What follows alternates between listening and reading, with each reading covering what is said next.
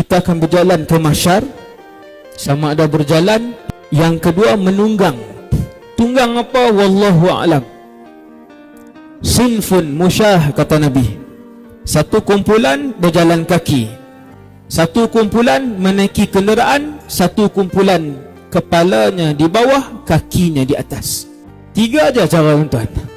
Yang berjalan itu pun kakinya sudah luka, yang berjalan.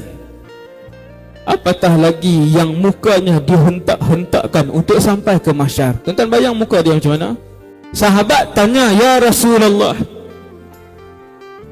bukankah berjalan itu dengan kaki? Wa kaifa yamshuna ala wujuhihim? Soalan sahabat, ya Rasulullah, bagaimana mungkin berjalan dengan muka?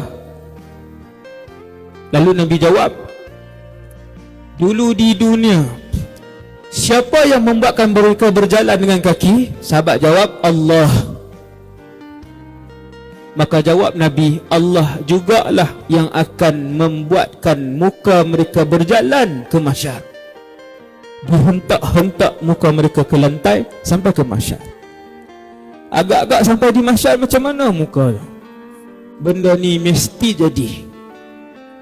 Mesti jadi.